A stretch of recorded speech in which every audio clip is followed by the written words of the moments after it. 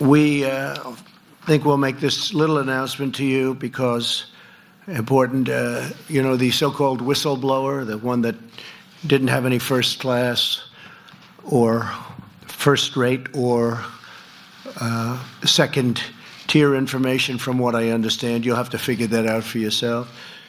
But I've spoken with Leader Kevin McCarthy and the Republicans, many of them, and we were going to do this anyway, but I've informed them, all of the House members, that I fully support transparency on the so-called whistleblower information, even though it was supposedly secondhand information, which is sort of interesting. And other things have come out about the whistleblower that are also maybe even more interesting.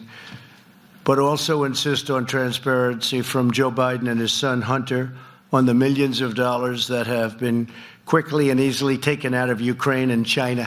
Millions of dollars, millions and millions of dollars taken out very rapidly while he was vice president. And I think they should have transparency for that. I've informed the leader about that. And additionally, I demand transparency from Democrats who went to Ukraine and attempted to force the new president, who I met and is an outstanding person, who just met a little while ago. Some of you were there. I think he's going to be outstanding. He got elected on the basis of corruption. He wants to end corruption in Ukraine, and I think that's great. But they went there and they wanted to force the new president to do things that they wanted under the form of political threat. They threatened him if he didn't do things. Now, that's what they're accusing me of, but I didn't do it. I didn't threaten anybody. In fact, the press was asking questions of the president of Ukraine, and he said no pressure. I used the word pressure. I think he used the word push, but he meant pressure, but it's the same thing. No push, no pressure, no nothing. It's all a hoax, folks. It's all a big hoax. And the sad thing about this hoax is that we work so hard with all of these countries, and I mean really hard. I've been up from early in the morning till late in the evening and meeting with different countries, all for the good of our country, and the press doesn't even cover all of this. And it's really disappointing also to those countries that are with us and spend so much time with us. So we want transparency. We've informed Kevin McCarthy about transparency, and we said vote for it. So I think you'll have close to 100% of the Republican votes, I hope. And they got almost no attention. But in May, CNN reported that Senators Robert Menendez, Richard Durbin, and Patrick Leahy wrote a letter to Ukraine's prosecutor general expressing concern at the closing of 4 investigations they said were critical.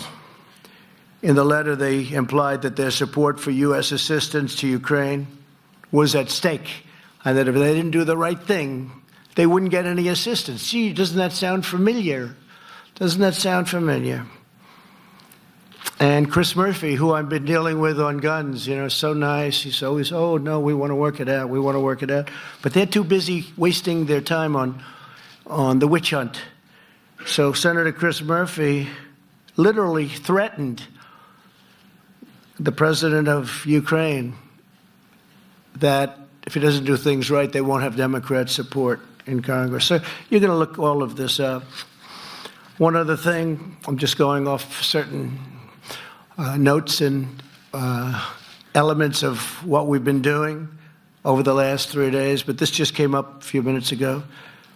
The Amazon Washington Post just put out a fake article that Acting Director of National Intelligence, Joseph McGuire, who I've gotten to know, and he's a tough cookie, and I was surprised, I was shocked to hear this, was going to quit, blaming the White House for something that they wouldn't let him talk openly, freely. And I was shocked because I know Joe, and he's tough guy. And I was really surprised to hear he was going to quit. Before I could even either talk to him or talk to anybody else, he put out a statement. I didn't speak to Joe yet. But he said, at no time have I considered resigning my position. In other words, the story in the Washington Post was a fake. At no time have I considered resigning my position since assuming this role on August 16th, 2019. I have never quit anything in my life, and I am not going to start now.